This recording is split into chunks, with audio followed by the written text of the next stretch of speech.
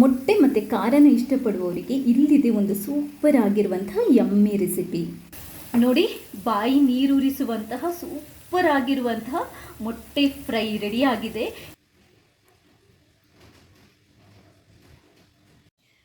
Hello, ನಮಸ್ತೆ, ಹೇಗಿದ್ರಲ್ಲ? ಈ ಕಾರ್ಕಾರವಾಗಿರೋದನ್ನು ಏನಾದರೂ ಮಾಡಿ ತಿನ್ನಬೇಕು ಅಂತ ಅನ್ನಿಸಿದಾಗ ತಟ್ಟನೆ ಮಾಡಿ ತಿನ್ಬಹುದಾದಂತಹ ಒಂದು ಸೂಪರ್ ಮೊಟ್ಟೆ ಫ್ರೈಯನ್ನು ನಾನಿವತ್ತು ಹೇಳ್ಕೊಡ್ತಾ ಇದ್ದೇನೆ. ತುಂಬಾ ಸ್ಪೆಷಲ್ ಆಗಿರುವಂತಹ, ತುಂಬಾ ಸುಲಭವಾಗಿರುವಂಥ ರೆಸಿಪಿ ಇದು. ಯಾರು ಬೇಕಾದರೂ ಈಸಿಯಾಗಿ ಟ್ರೈ ಮಾಡ್ಬೋದು. ರೆಸಿಪಿ ನೋಡಿ ನಿಮ್ಮ ಫೀಡ್ಬ್ಯಾಕ್ ಕೊಡಲಿಕ್ಕೆ ಖಂಡಿತವಾಗ್ಲೂ ಮರಿಬೇಡಿ. ಹಾಗೆಯೇ ನನ್ನ ಚಾನೆಲ್ಗೆ ನೀವೇನಾದರೂ ಸಬ್ಸ್ಕ್ರೈಬ್ ಆಗಿಲ್ಲದಿದ್ದರೆ ದಯವಿಟ್ಟು ಸಬ್ಸ್ಕ್ರೈಬ್ ಆಗಿ. ಯಾಕಂತಂದರೆ ನಾನು ನೆಕ್ಸ್ಟ್ ಹಾಕುವಂಥ ಎಲ್ಲ ವೀಡಿಯೋಗಳ ನೋಟಿಫಿಕೇಷನ್ ನಿಮಗೆ ಡೈರೆಕ್ಟಾಗಿ ಬರುತ್ತೆ. ನೀವು ಎಲ್ರಿಗಿಂತ ಬೇಗ ನನ್ನ ವೀಡಿಯೋಸ್ಗಳನ್ನು ನೋಡ್ಕೋಬೋದು. ಥ್ಯಾಂಕ್ಸ್ ಎಲ್ರಿಗೂ. ನೋಡಿ, ಈ ಎಗ್ ಫ್ರೈ ಮಾಡೋದಕ್ಕೆ ನಾನು 5 ಮೊಟ್ಟೆನ ಹಾರ್ಡ್ ಬಾಯ್ಲ್ ಮಾಡ್ಕೊಂಡು ಇಟ್ಕೊಂಡಿದ್ದೇನೆ. ಫ್ರೈ ಮಾಡುವಂಥ ಮೊಟ್ಟೆನ ಅರ್ಧ ಕಟ್ ಮಾಡ್ಕೋಬೇಕು. ಈ ಥರ ಮೊಟ್ಟೆನ ಈ ಥರ ಕಟ್ ಮಾಡಿಕೊಂಡು ರೆಡಿ ಇಟ್ಕೊಳ್ಳಿ. ಈ ಮೊಟ್ಟೆ ಫ್ರೈಯನ್ನು ಮಾಡಲಿಕ್ಕೆ ಮೊದಲು ಸ್ಟವ್ ಮೇಲೆ ಒಂದು ಪ್ಯಾನನ್ನು ಇಡಿ. ಸ್ವಲ್ಪ ಅಗಲ ಥರದ್ದು ಪ್ಯಾನನ್ನು ಇಡಿ, ಅಂದರೆ ತವಾ ಟೈಪ್ ಇರುತ್ತಲ್ಲ, ಈ ಥರ ಪ್ಯಾನ್ ಇಟ್ಬಿಡಿ, ಚೆನ್ನಾಗಿ ಬರುತ್ತೆ. ಪ್ಯಾನ್ ಸ್ವಲ್ಪ ಬಿಸಿಯಾದ ನಂತರ ಇವಾಗ 2 ರಿಂದ 3 ಟೇಬಲ್ ಸ್ಪೂನಷ್ಟು ಕುಕ್ಕಿಂಗ್ ಆಯಿಲನ್ನು ಹಾಕೊಳ್ಳೋಣ. ಎಣ್ಣೆ ಸ್ವಲ್ಪ ಕಾದ ನಂತರ ಚಿಕ್ಕದಾಗಿ ಕಟ್ ಮಾಡ್ಕೊಂಡಿರುವಂತಹ 2 ಈರುಳ್ಳಿನ ಹಾಕೊತಾ ಇದ್ದೀನಿ.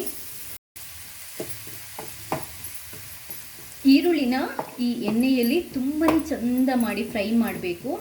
ಈರುಳ್ಳಿ ಎಷ್ಟು ಚೆನ್ನಾಗಿ ಫ್ರೈ ಆಗುತ್ತೋ ಅಷ್ಟು ಚೆನ್ನಾಗಿ ನಮಗೆ ಎಗ್ ಫ್ರೈ ಬರುತ್ತೆ. ಈರುಳ್ಳಿ ಸ್ವಲ್ಪ ಫ್ರೈ ಆದ ನಂತರ ಚಿಕ್ಕದಾಗಿ ಕಟ್ ಮಾಡ್ಕೊಂಡಿರುವಂತಹ ಕರಿಬೇವಿನ ಎಲೆ, ಅಂದರೆ ಕರಿ ಲೀವ್ಸನ್ನು ಹಾಕೋಬೇಕು. ಕಟ್ ಮಾಡ್ಕೊಂಡು ಹಾಕ್ಕೊಳ್ಳಿ. ಈರುಳ್ಳಿ ಜೊತೆ ಕರಿಬೇವಿನ ಎಲೆ ಕೂಡ ಇವಾಗ ನೀಟಾಗಿ ಫ್ರೈ ಮಾಡ್ಕೊಳ್ಳೋಣ.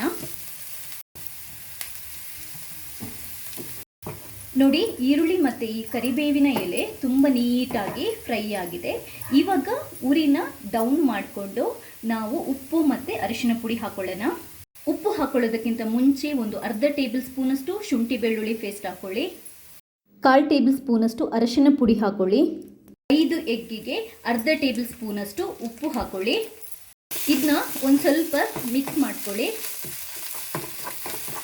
ಶುಂಠಿ ಬೆಳ್ಳುಳ್ಳಿ ಪೇಸ್ಟ್ ಹಾಕಿದ ನಂತರ ಜಸ್ಟ್ ಒಂದು ಸ್ವಲ್ಪ ಹೊತ್ತು ಇದನ್ನ ಮಿಕ್ಸ್ ಮಾಡಿದಾದ ನಂತರ ಇವಾಗ ನಾವು ಇದಕ್ಕೆ ಟೊಮೆಟೊನ ಹಾಕೋಬೇಕು. ಒಂದು ದೊಡ್ಡ ಸೈಜ್ ಟೊಮೆಟೊನ ಚಿಕ್ಕದಾಗಿ ಕಟ್ ಮಾಡಿಕೊಂಡು ಹಾಕೊಳ್ಳಿ. ಇವಾಗ ಇದನ್ನ ಚೆನ್ನಾಗಿ ಮಿಕ್ಸ್ ಮಾಡಿಕೊಂಡು ಇದು ಸಾಫ್ಟ್ ಆಗೋ ತನಕ ನಾವು ಬೇಯಿಸಬೇಕು. ಮೀಡಿಯಂ ಫ್ಲೇಮ್ ಇಟ್ಕೊಂಡು ಟೊಮೆಟೊ ತುಂಬಾ ಸಾಫ್ಟ್ ಆಗೋ ತನಕ ಇದನ್ನ ಫ್ರೈ ಮಾಡ್ತಾ ಇರಬೇಕು. ಇವಾಗ ಟೊಮೆಟೊ ಸಾಫ್ಟ್ ಆಗಿದೆ. ಇದಕ್ಕೆ ಇವಾಗ ಮಸಾಲೆ ಇಂಗ್ರೀಡಿಯೆಂಟ್ಸ್ನ ಹಾಕೊಳ್ಳೋಣ. ಅರ್ಧ ಟೇಬಲ್ ಸ್ಪೂನಷ್ಟು ಖಾರದ ಪುಡಿ, ಖಾರ ಜಾಸ್ತಿ ಬೇಕು ಅಂತಿದ್ರೆ ಒಂದು ಸ್ವಲ್ಪ ಜಾಸ್ತಿ ಹಾಕೊಳ್ಳಿ.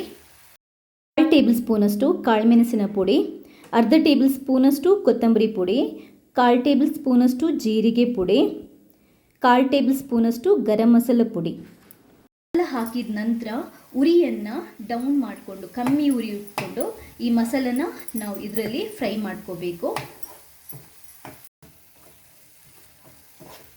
ಉರಿಯನ್ನು ಮೀಡಿಯಂ ಫ್ಲೇಮ್ ಇಟ್ಕೊಂಡು ಜಸ್ಟ್ 1 ನಿಮಿಷ ಮಸಾಲದ ಹಸಿ ಹೋಗೋ ತನಕ ನಾವು ಇದನ್ನ ಫ್ರೈ ಮಾಡ್ಕೋಬೇಕು. ಇದಕ್ಕೆ ಜಸ್ಟ್ ಒಂದು 1/4 ಕಪ್ಪು ನೀರನ್ನು ಹಾಕಿ ಚೂರು ಬೇಯಿಸಬೇಕು. ನೀರನ್ನು ಹಾಕಿ ಒಂಚೂರು ಮಿಕ್ಸ್ ಮಾಡ್ಕೊಳ್ಳಿ. ನೋಡಿ, ನೀರು ಹಾಕಿದ ನಂತರ ಈ ಮಸಾಲ ಒಂಚೂರು ಬೇಯಬೇಕು. ಇದಕ್ಕೆ ಒಂದು ಲಿಡ್ಡನ್ನು ಮುಚ್ಚಿಬಿಟ್ಟು ಬೇಯಿಸ್ಕೊಳ್ಳಿ. 2 ರಿಂದ 3 ನಿಮಿಷ ಮೀಡಿಯಂ ಫ್ಲೇಮಲ್ಲಿ ಈ ಮಸಾಲೆನ ಬೇಯಿಸಿದ ನಂತರ ಒಂಚೂರು ಮಗುಚ್ಕೊಳ್ಳಿ.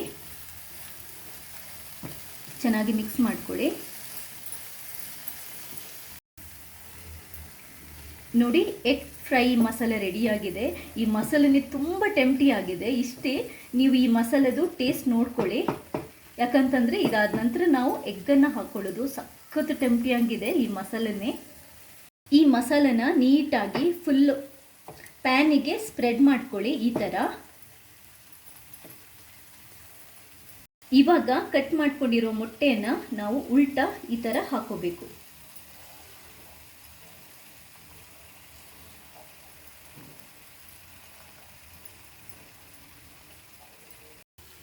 ನೋಡಿ, ಬೇಯಿಸಿದ ಮೊಟ್ಟೆನ ನಾವು ಈ ಥರ ಹಾಕೊಂಡಾದ ನಂತರ ಮಸಾಲಕ್ಕೆ ಇದನ್ನ ಕಮ್ಮಿ ಉರಿಯಲ್ಲಿ ಅಟ್ಲೀಸ್ಟ್ 1-2 ನಿಮಿಷ ಫ್ರೈ ಆಗಲಿಕ್ಕೆ ಬಿಡಬೇಕು. 1 ನಿಮಿಷ ಈ ಥರ ಮಸಾಲದಲ್ಲಿ ಬೇಯಿಸಿದ ನಂತರ ಮೊಟ್ಟೆನ ನಾವು ಉಲ್ಟಾ ಮಾಡಿ ಹಾಕೋಬೇಕಾಗುತ್ತೆ. ನೋಡಿ, ಹೀಗೆ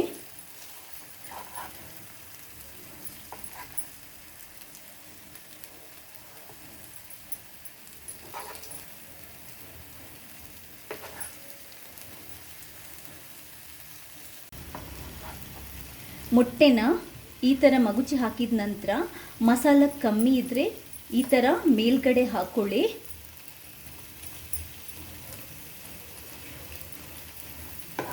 ಈಗ ಉಲ್ಟಾ ಮಾಡಿ ಜಸ್ಟ್ 1 ನಿಮಿಷ ಈ ಮಸಾಲದಲ್ಲಿ ಮೀಡಿಯಂ ಫ್ಲೇಮ್ ಇಟ್ಕೊಂಡು ಫ್ರೈ ಮಾಡ್ಕೊಳ್ಳಿ.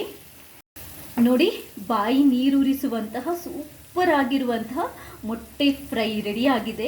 ಎಷ್ಟು ಸಿಂಪಲ್ಲಾಗಿ, ಎಷ್ಟು ಈಸಿಯಾಗಿ, ಎಷ್ಟು ರುಚಿಯಾಗಿರುತ್ತೆ ಅಂತಂದರೆ ನೀವು ಒಂದ್ಸರಿ ಮಾಡಿ ನೋಡಿದರೆ ಅಷ್ಟೇ ನಿಮಗೆ ಇದರ ರುಚಿ ಗೊತ್ತಾಗೋದು. ಸ್ಟವನ್ನು ಬಂದ್ ಮಾಡ್ಬೋದು.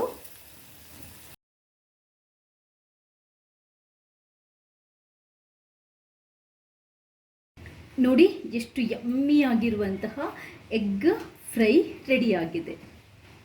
ಈ ವಿಡಿಯೋ ನಿಮಗೆ ಇಷ್ಟ ಆದರೆ ಲೈಕ್ ಮಾಡಿ, ಹಾಗೆಯೇ ಶೇರ್ ಮಾಡಿ. ಇಲ್ಲಿ ತನಕ ನೀವು ಯಾರಾದರೂ ನಮ್ಮ ಚಾನೆಲ್ಗೆ ಸಬ್ಸ್ಕ್ರೈಬ್ ಆಗಿಲ್ಲದಿದ್ದರೆ ಸಬ್ಸ್ಕ್ರೈಬ್ ಆಗಿ ನಮ್ಮ ಈ ಪ್ರಯತ್ನನ ಇದೇ ಥರ ಸಪೋರ್ಟ್ ಮಾಡ್ತಾನೆ ಇರಿ. ಥ್ಯಾಂಕ್ಸ್ ಎಲ್ರಿಗೂ.